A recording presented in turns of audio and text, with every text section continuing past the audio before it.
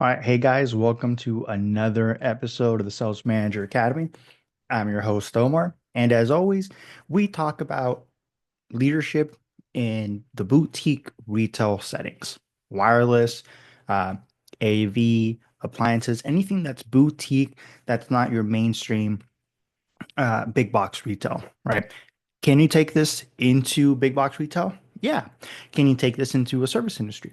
For sure. Uh, but the thing is that we're talking about the things that matter the most, especially when you don't get the support that's needed because your organization doesn't have the means or doesn't realize how important it is to actually have this in place to allow you to succeed. And not just you, but also your teams, right?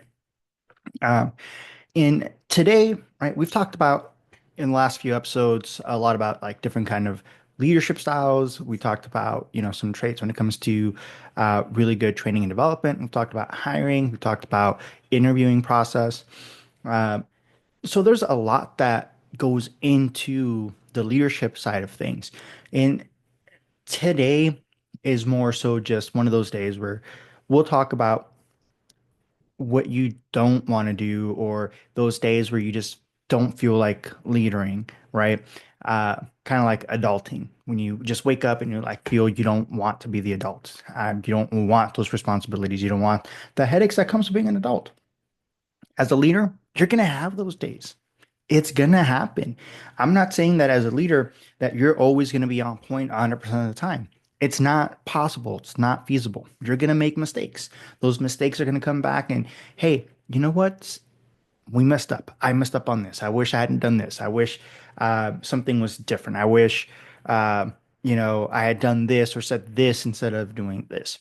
Expect that a lot of the initiatives you do, a lot of things that you try to come out with are going to be met with resistance. There is going to fail. And especially when you're first starting off, when you're very young in your career, there is a lot that you're going to run into that's just not going to work. And you have a couple of options. One, you can throw up your hands, right, and be like, I'm done. Or you can say, you know what?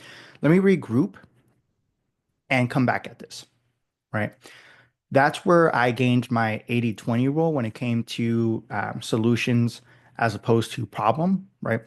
80% of the attention goes to finding a solution, 20% of attention, energy goes into acknowledging the issue at hand. You don't move forward by saying, you know what, we have an issue, and I'm going to spend all my time and energy just focusing in on the issue. No, because when you do that, you're not giving your all to finding a solution. Even when the solution may not be in the right direction, uh, you're still moving somewhere, right? Going somewhere is still better than going nowhere. And you might be saying, well, Omar, what if we go backwards? Well, guess what? You realize that doesn't work. So now, instead of saying, you know what, this doesn't work, I'm going to go ahead and just completely, just stop doing everything, you at least know what direction not to head and you can go and correct course. You'll get there faster as opposed to just staying still and worrying and not doing anything. It's kind of like I don't know if you guys seen the videos, right? Where you take two balls, one's on a linear straight path and the other one is on a path going down similarly, but there's bumps, right? Highs and lows. In the process, you'll find that you'll actually gain more speeds and you'll go end up going faster when you have the highs and the lows because it creates momentum. Where if you're on a linear trajectory, you'll eventually get there. But what have you learned? If you've never run into any issues, if you never run into any kind of yeah, I can't say the word right now. But if you never run into those issues, if you never run into those problems, and you don't have to solve for those issues, then where are you going to be? I am the kind of leader that you bring in when you need to turn things around. That's been my personality. That's who I've always been. I see issues and I see problems, and then I focus on the energies. I acknowledge it. I just don't let it be the, end all be all of the situation. And If there isn't anything to solve, I get bored, right? I'm not your status quo type of individual. So I like to move on to the next project. I like to move on to the next step of what I can do, where I can put that energy. Uh, I guess you can say it's part of my ADHD. I just have something where I'm constantly needing to do something and put my attention and focus, and I go all in. That's who I am. Not everybody's like that. I have plenty of friends, plenty of colleagues I worked in the past that are happy being the status quo because they can maintain it. They don't have to worry about what happens when this doesn't occur, what happens when this becomes an issue. I just look at it like, okay, cool. We got something new to solve. Let's get to it. Uh, and as a leader, that's going to be part of what you're going to need to realize. Even when you have status quo, um, there's still going to be some things that pop up. It's just not going to happen as often, right? I've turned around not just performance for individuals, but performance for stores, performance for markets, and you continuously push forward. You go that route. Let me just check. Apparently, for all y'all that don't know, uh, keep an eye out if you have Microsoft accounts because I've been getting a bunch of requests lately in my emails asking for this is your one-time code to enter to log into your account. And I was like, all right, I switched devices, right? So I was like, okay, this is nothing new. Let me just go in. It's probably just, something happening because I just put everything into my new phone. I go into my settings and I look at the privacy settings and I look, okay, let me just take a look at the devices that are trying to sign in. Brazil, Russia, South Korea. I'm like, the hell is going on? None of these are me. So check your accounts, right? Just make sure that if you are getting like random requests asking you to enter in your code, even if you have used it, just go in and verify that it's you trying to log in, not somebody else.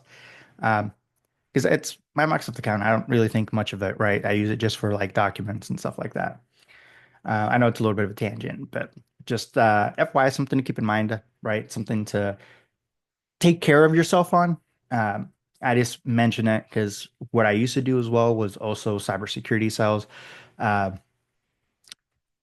and yeah, like as an individual, it doesn't mean like a lot, but when your info's out there, pretty much all of our info, if you guys don't know, a little bit of a tangent. If you guys don't know, all of our info is out in the dark web. It's only a matter of time before things happen. So keep your security settings as good as you can and change your passwords as often and use as much of a difficult password as you can with, some kind of second authentication. Because with the way things are with I mean, passwords are pretty easy to break if you don't have something that's additional security to protect your password as well. So if you don't care about your information being out in the web, hey, that's on you. I kind of do. But now back on point. Uh, when it comes to problem solvings, you have the ability to focus and take care of the issue, or you can just let the problem run amok and take you down.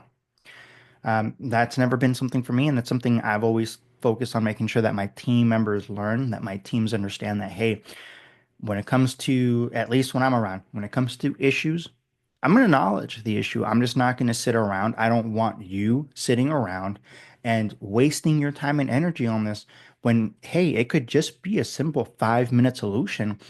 Why are you spending 2, 3 hours on it? Try something and let's move forward from there. If it doesn't work, hey, it's good. We tried something. Let's do something different. And when it comes to your leadership style, you're gonna go through that. I've learned through the years. I've done a lot of different mentoring programs. I've done mastermind groups. I've done different coaching programs, um, in person, virtual, self-paced. And what I've created was pretty much like a chimera of everything, right? I put everything together and found what worked the best for my style.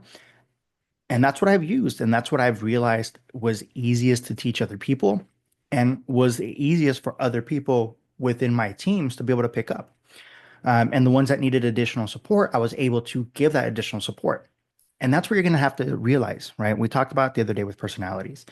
Um, so if you guys don't know, we have the dope quiz available at salesmanager.com. If you don't have access to it, or you haven't taken it yet, take a look at the bio, take a look at the description, depending on where you're watching this, right? And you'll be able to have an idea whether you're an eagle, an owl, a dove, or a peacock, as far as your leadership style goes. Now, keep in mind, depending on the situation, you're always going to be one of the four, or you're going to have aspects of all four. But there's going to always be one trait that sticks out the most. And in a sales environment, there's always that one trait that's going to be it. And it's going to be the same thing for your team members. There's nothing wrong with having, different types of personalities on your teams. You're going to need them because one type of personality is not going to be able to service and help every customer that walks in. Um, so having different types of personalities allows different people to connect to different types of customers as well. And your leadership style is going to have to adapt to that. And the way that you speak to some people, the way that you try to coach some people is not going to be a winning solution. So you can't have a one size fits all approach. You have to have a framework of how you're going to coach and teach people, of how you're going to move forward. And that's also going to help them to adapt to not just their style, but also your style. Because they're going to realize that, hey, my leader is, whatever type of personality. And they're going to, this is the best way for me to approach things. And you can explain it to them as well. Communication is very huge because we're not mind readers. We can't tell what other people are thinking. They can't tell what we're thinking. So when you leave room for people to assume, it's never going to work out. So you have to be very intentional on the conversations you're having. And it's the same thing when it comes to your leadership style. When, just like I mentioned earlier, there are going to be days where you just don't want to be a leader, where you say, am I even in the right career? Am I in the right role? Like, what the fuck am I doing? And that's perfectly fine. There's nothing wrong with that. If you never have self-doubt as a leader, you're not a leader. You're just an idiot that somebody put in charge. And that's the truth. Um, Fight me. And with that in mind, all leaders have some kind of doubt as to whether they're moving in the right direction. They're scared of what's going to come next. And that's fine. That shouldn't prevent you from moving forward. Everybody is scared. Everybody's scared of something. And when you realize that, hey, you know what? I can be scared, but I can move forward. That's perfectly okay. That's what you need. Because that also allows you to have that empathy towards your people as well. Because you understand that for them, the change is also difficult. For them to be able to move forward and say, I want to change, I'm going to change, is not the easiest thing in the world because this has been the person that they've been perceived. This is the person that they've been in the eyes of their peers, in the eyes of the organization, in the eyes of the friends, their family, all of that. So making that change is going to be difficult. But once they cross that threshold where change is no longer that scary, that's where you start to see a much different type of individual come out. For them, for you as a leader, you start to see that growth. I've said it before, when you're a leader, you're not a master. You're a student of leadership. You're a student of the game. You're going to continuously be learning, continuously going to be evolving. And that's where the change occurs. Because what may have worked 10, 20 years ago, could it still potentially work now? Yes. In the same exact approach? No. Things change. You change. Where you were 20, 10, 20, 30 years ago, right? For you guys that haven't been born or alive for 30 years, 5 years ago, um, but what has worked will change. And where you were at, even if you try to coach the same material, the same type of information, it'll be different because you're coming from a different perspective. You're coming from a different walk of life. That's where change is going to occur. And you can always adapt it. You can give, little nuggets of information, little nuggets of advice within what you're saying.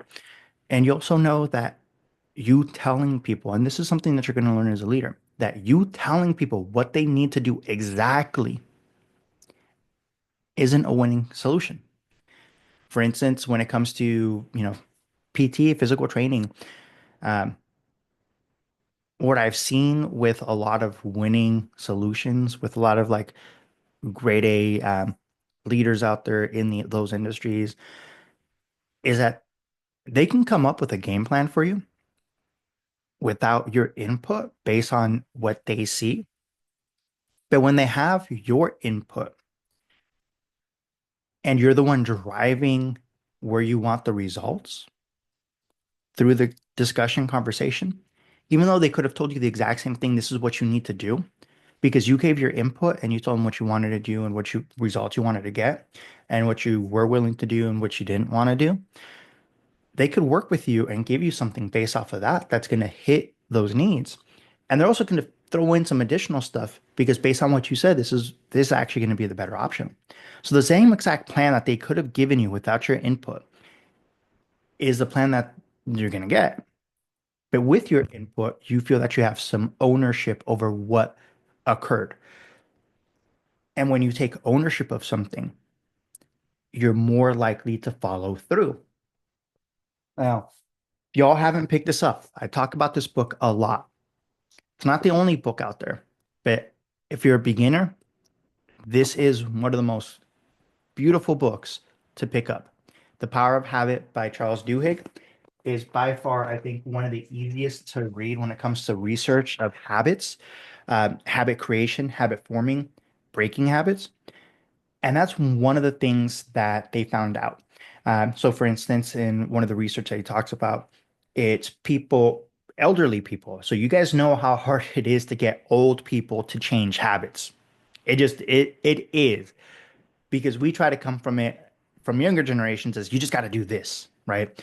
Y'all know what I'm talking about because y'all have conversations with your parents and y'all know that you hate having those conversations with your parents because you hate being the IT person for them. Hey, it happens, right? Uh, but they did a test, right? And they had a control group of elderly people that just had their hips replaced. And if you guys don't know, when you get your hips replaced, you're pretty much bedridden for a while. And just like anything, when you're bedridden, you don't want to stay bedridden. You want to be able to walk around and start getting limber again, getting those muscles to move. So they ended up doing a couple of tests. In one group, they had people just not write anything down, not do anything, just whatever. Doctor give you your treatment. They told you what you needed to do, and they just left you up to do it. Another group was given the same information and then also told this is what you need to do. Um, and you got to do, X, Y, Z to be able to stay limber and keep moving. And the third group was given a journal and asked to jot down everything they did throughout the day. The third group was the group that had the most limber members that had just had their hips replaced. They could walk around unassisted without any kind of canes or walkers or things like that. There's almost no difference between the first two groups. Um, and the biggest difference is because they were writing things down, they were holding themselves accountable. They were jotting things down over what they did. So they said, I want to be able to walk. I don't want to stay bedridden, right? And they jotted down how long they would walk for, uh, what their attempts were. And the fact that they did that made themselves hold themselves accountable because now they're realizing what's going on. Am I doing what I said I would do?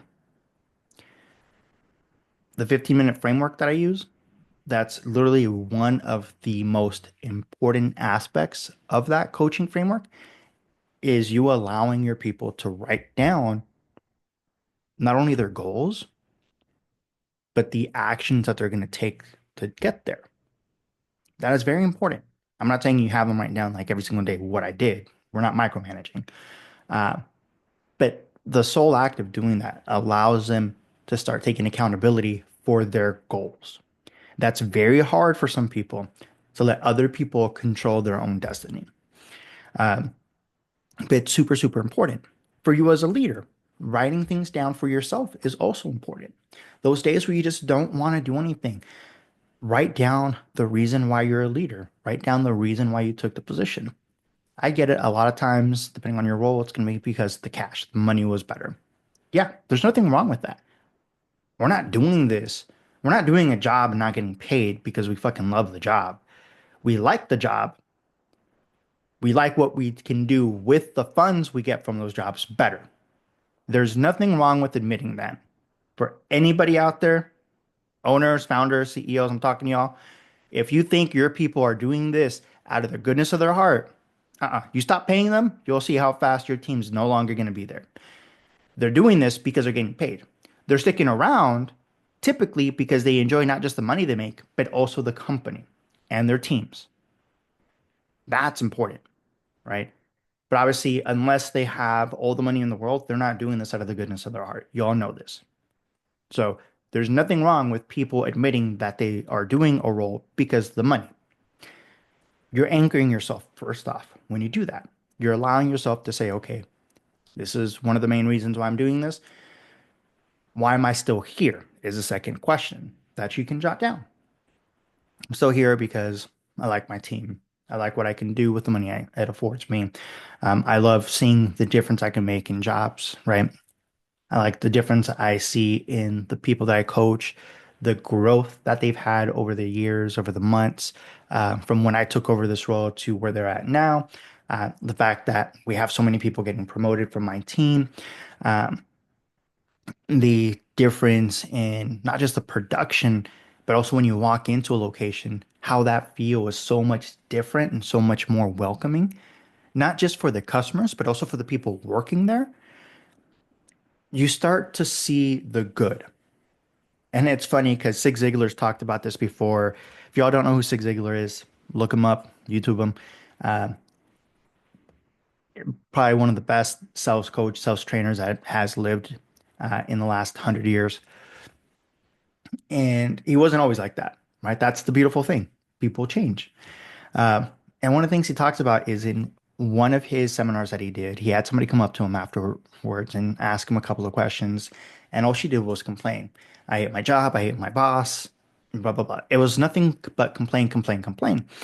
So he kind of stopped her and he's like, hey, this is kind of in the same speech as, motivation is like a shower. It only works when you take a shower. If you don't take a shower, motivation, you can motivate all you want. Shit's not going to work. Um, it's the same thing.